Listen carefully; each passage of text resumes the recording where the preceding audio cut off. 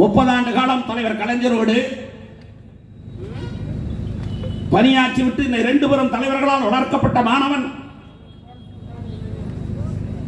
மேற்படிப்பிற்காக, உயர்கல்விக்காக, பல்கலைக்கழகத்தின் கல்விக்காக எங்கு செல்வது என்று பார்த்து அது தேசிய அரசியலில் நுழைந்து தேசிய அரசியலிலே பணியாற்றினால்தான் இந்த தேசத்துக்கு பணியாற்ற முடியும் என்ற நிலையோடு அந்த 2 தலைவர்கள் இல்லாத போது இந்த தேசத்தை வழிநடத்துகிற ஆற்றல் படைத்த தலைவர். அதைத்தான் குறிப்பிடுகிற போது சொன்னேன், பாரத தேசத்தின் தந்தை என்று. இந்த தேச தந்தையாக, உலகம் போற்றும் உத்தம தலைவனாக, உலகத்திற்கு வழிகாட்டுதலுக்குரிய ஒரு தேசத்தை உருவாக்கி கொண்டிருக்கக்கூடிய மாபெரும் வரலாற்று தலைவர் பாரத பிரதமர் நரேந்திர மோடி அவருடைய தலைமை ஏற்று 45 ஆண்டு கால அரசியலில் 71 வயது இளைஞன் 37 வயது இளைஞனை தலைவனாக ஏற்றுக்கொண்டு, ஏன் இந்த 77 இந்த 37 தலைவனாக ஏற்றுக்கொண்டு பாரதிய ஜனதா கட்சியிலே பணியாற்றுகிறேன் என்றால், இன்னும் 30 ஆண்டு காலத்துக்கு தமிழ்நாட்டு இளைஞர்களை அகில பாரதத்திலே ஒரு உன்னதமான இடத்திற்கு கொண்டு செலுத்துகிற ஆற்றல் படைத்த தலைவன். இன்றைக்கு கமலாலயத்திலே ஒரு புத்தகம் வெளியிடப்பட்டது. இதுவரை 140 கோடி மக்களுக்கு பாரத பிரதமர் நரேந்திர மோடி என்ன செய்திருக்கிறார் என்ற புள்ளி விவரங்கள் வெறும் 10 திட்டங்களை மட்டும் அடிப்படையாக கொண்டு வெளியிடப்பட்ட புத்தகம். அந்த புத்தக வெளியீட்டிலே நம்முடைய வேதா சுப்பிரமணியம் அவர்களும் அந்த நிகழ்ச்சிக்கு வந்திருந்தார். அந்த நிகழ்ச்சிக்கு முன்னிலை வகித்தார். அதிலே 34 நிமிடம் பேசினார் நம்முடைய அண்ணாமலை. இந்திய நாட்டு நிதிநிலை அறிக்கையிலே என்ன இருக்கிறது, தமிழகத்தின் அரசியல் அதில் எங்கெங்கே புகுந்து விளையாடி இருக்கிறது, எப்படிப்பட்ட கேவலமான முதலமைச்சர் இந்த நாடு பெற்றிருக்கிறது, ஸ்டாலின் என்ற அற்பற்பதர் ஏன் நிதி ஆய்வு கூட்டத்துக்கு போகவில்லை என்பதை பற்றெல்லாம் விவரமாக விளக்கமாக உரையாற்றினார். அப்படி எந்த துறையாக இருந்தாலும் தமிழக அரசியல் வரலாற்றில் தமிழ்நாட்டு இளைஞர்களை மட்டுமல்ல, இந்த தேசத்து இளைஞர்களையே வழிநடத்தக்கூடிய ஆற்றல் உடைத்தவர் ஒரு தலைவனைத்தான் மாநில தலைவராக நாம் பெற்றிருக்கிறோம்.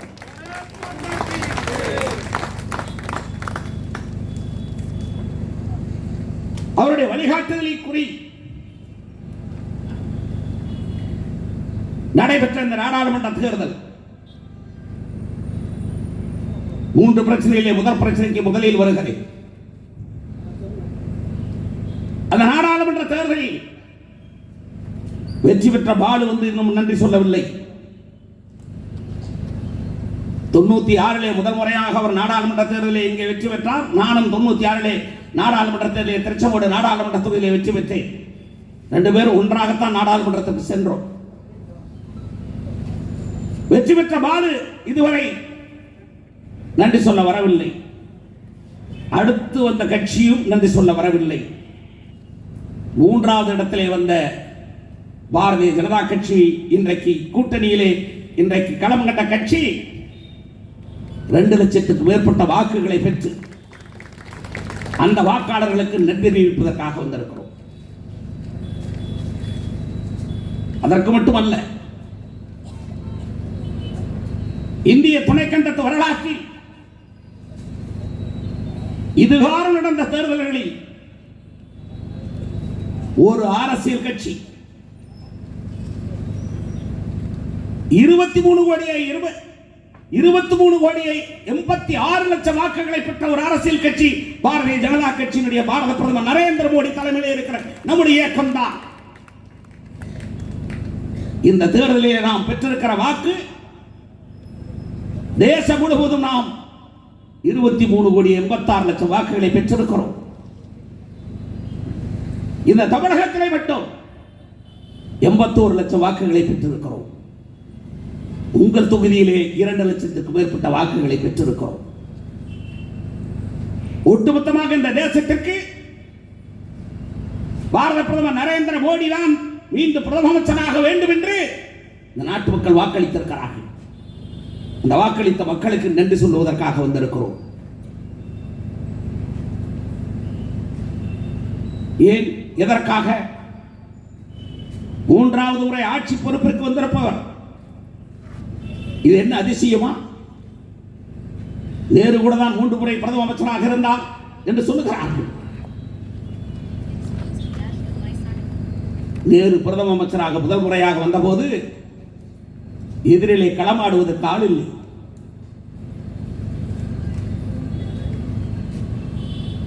சுதந்திர இந்தியாவில் நாடு சுதந்திரம் அடைந்ததற்கு பின்பு முதல் முறையாக பிரதம அமைச்சராக அவர் வந்தபோது நாமினேட்டட் பிரைம் மினிஸ்டர் தான். தேர்தலில் வாக்குச்சாவடியிலே வாக்காளர்களோடு மோதி பிற அரசியல் கட்சிகளோடு மோதி வென்றவர் அல்ல.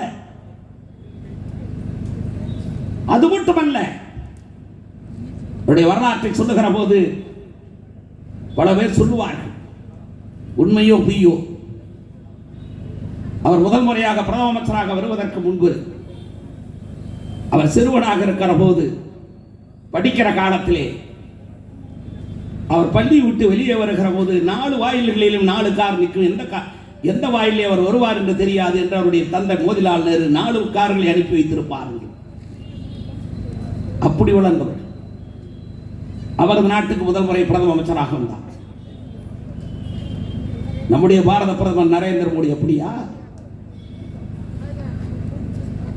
2014 முதல் முறையாக பிரதம அமைச்சராக வந்த போது அதற்கு முன்பு 12 ஆண்டு காலம் குஜராத்தினுடைய முதலமைச்சராக இருந்த போது அதற்கு முன்பு முரளி மனோகர் ஜோஷி பாரதிய ஜனதா கட்சியின் தலைவராக இருந்த போது அவர் தலைமையிலே ஏக்தா யாத்திரை நடைபெற்றதே. அந்த யாத்திரையை கன்னியாகுமரியிலிருந்து காஷ்மீர் வரை வழிநடத்திய பெருமைமிக்க தலைவர் யார்? காஷ்மீரிலே மூவர்ண கொடியை முதலாக பறக்கவிட்ட தலைவன் யார்? அந்த தலைவன் தான் இன்றைக்கு பிரதம அமைச்சராக வந்து இந்த காஷ்மீரில் இருந்த 370வது பிரிவு சட்டத்தை தூக்கி எறிந்துவிட்டு இன்றைக்கு காஷ்மீரில் ஒவ்வொரு பள்ளி மாணவனும் மூவர்ண கொடியை கையில ஏந்தி பாரத் மாதாக்கு ஜெய் என்று இன்றைக்கு சொல்லுகிற நிலையை உருவாக்கி தந்திருக்கிற பெருமைமிக்க தலைவர். வாழ்க்கையின் அடிமட்ட தொண்டனாக, சாதாரண சங் பரிவாருடைய உறுப்பினராக, ஒரு மாநிலத்தினுடைய அமைப்பு செயலாளர் நம்முடைய கேசவநாயகம் போல், தேசத்தினுடைய அமைப்பு பொதுச் செயலாளராக நம்முடைய சந்தோஷ் போல் படிப்படியாக உழைத்து முன்னேறி கட்சியை வலுப்படுத்தி வலிமைப்படுத்தி வழிநடத்தி இந்த தேசத்துக்கு பிரதம அமைச்சராக 2014 வந்தார். எதற்காக அவரை 3வது முறையாக பிரதம அமைச்சராக்கியதற்கு இந்த நாட்டு மக்களுக்கு நன்றி செலுத்த வேண்டும். முதல் முறை 2014 இருந்து 19 வரை இந்த தேசம் அதற்கு முன்பு ஆண்டவர்கள் காங்கிரஸ் கட்சி, அதோடு இணைந்து கூட்டணி சேர்ந்து ஆண்ட கட்சிகள் ஒரு 75 ஆண்டு காலம் இந்த தேசத்தை பால்படுத்திய காலம். அதற்கு முன்பு ஆங்கிலேயரிடம் அடிமைப்பட்டு இந்த தேசம் கலாச்சார சுதந்திரத்தை இழந்த காலம். அதற்கு முன்பு பல 100 ஆண்டுகள் முகலாய சாம்ராஜ்யத்தின் அக்கிரமத்தால் அட்டூழியத்தால் நம்முடைய தேசத்தின் பண்பாட்டு சின்னங்கள் அழிக்கப்பட்டு நாகரிகங்கள் எல்லாம் தூக்கி எறியப்பட்டு இந்த தேசத்தின் நாகரிகம், கலாச்சாரம், பண்பாடு இவைகளெல்லாம் சீர்குலைக்கப்பட்ட காலம். இவை அத்தனையும் சேர்த்து காங்கிரஸ் காலம், காங்கிரஸ் கட்சி கூட்டணி காலம், ஆங்கிலேயன் ஆட்சி காலம், முகலாயனுடைய ஆட்சி காலம், இவ்வளவு காலத்திலும் சீரழிக்கப்பட்ட அந்த தேசத்தை 14 19 அந்த 5 ஆண்டு காலத்தில் சீரமைத்து காட்டிய பெருமை 14 19 வரை தேசத்தை ஒழுங்குபடுத்தினார்.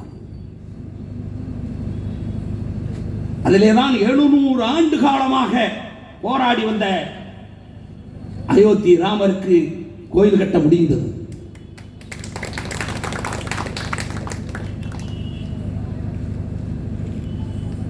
அசைக்க முடியாது என்று சொன்ன சொர்க்க பூமியாக இருக்கிற காஷ்மீரை இந்தியாவின் வரைபடத்துக்குள் முழுமையாக கொண்டு வந்து இன்றைக்கு தேசத்தின் மகனமாக உட்கார வைக்க முடிந்தது. மிரட்டி வந்த சீனாக்காரனையும் அரட்டி பார்த்த பாகிஸ்தானையும் நம்முடைய சுற்றி இருக்கிற எல்லைப்புறத்தில் இருக்கிற நாடுகளை அனைத்தையும் இந்த தேசத்துக்கு பணிந்து பயந்து நடக்கும்படி செய்த பெருமைமிக்க தலைவர் பாரத பிரதமர் நரேந்திர மோடி. இது நடந்தது 14 19 வரை, 19 24 வரை கடந்த 5 ஆண்டு காலம். என்ன வளம் இல்லை இந்த திருநாட்டில், ஏன் பிறர் கையை ஏந்த வேண்டும் வெளிநாட்டில் என்று பாரதி பாடினான். என்ன வளம் இல்லை இந்த திருநாட்டில், ஏன் பிறர் கையை ஏந்த வேண்டும் வெளிநாட்டில் பாடியது பாரதி. 100 ஆண்டுகள் பாரதியின் 100ஆண்டு விழாவை நாம் கொண்டாடி கொண்டிருக்கிற இந்த காலகட்டம். பாரதி பாடியது அன்று. இன்றைக்கு என்ன வளமில்லை இந்த திருநாட்டில், ஏன் பிறர் கையை ஏந்த வேண்டும் வெளிநாட்டில் என்ற நிலையை மாற்றி வெளிநாடுகள் இந்தியாவின் கையை ஏங்கி பார்த்துக் கொண்டிருக்கிற காலத்தை உருவாக்கிய கட்டம். அதுதான் கொரோனா காலத்தில் நம்முடைய டாக்டர் ஐயா காப்பாற்றினார் என்று சொன்னார்களே, அவர் காப்பாற்றுவதற்கு உறுதுணையாக இருந்தது பாரத பிரதமர் நரேந்திர மோடி நமக்கு தந்த தடுப்பூசி. ஒரு முறை அல்ல, 2 முறை, 2 முறை அல்ல, பூஸ்டர் டோஸ் என்று 3வது முறை அப்படி வழங்கி இன்றைக்கு இவ்வளவு அழகாக உட்கார்ந்து இருக்கிறீர்களே. இன்றைக்கு 31 நாடுகளில், உலகம் முழுவதும் இருக்கக்கூடிய 31 நாடுகளில் இன்றைக்கும் கொரோனா முழுமையாக அகற்றப்படவில்லை. இந்த தேதியிலும் சீனாவிலே 2 மாநகராட்சியில் ஊரடங்கு சட்டம் அமல்படுத்திக் கொள்ளப்பட்டிருக்கிறது. வெளிப்படையான தன்மை இல்லாத காரணத்தாலே பல தேசங்களுக்கு அது தெரியவில்லை. ஆனால் இந்த தேசத்திலிருந்து முழுமையாக கொரோனா அகற்றப்பட்டிருக்கிறார். நமக்கு மட்டுமல்ல, வெளிநாடுகளுக்கும் ஏற்றுமதி செய்தார். அதுதான் நீங்கள் 6-7 மாதத்திற்கு முன்னுடைய பாரத பிரதமர் சென்ற போது கென்யா நாட்டு அதிபர் அவருடைய விமான நிலையத்திலேயே அவர் வந்து இறங்கிய போது அவருடைய பொற்பாதங்களை தொட்டு வணங்கிய தேசத்து மக்களை காப்பாற்றிய தெய்வ மகன் நீதான் என்று சொன்னார்.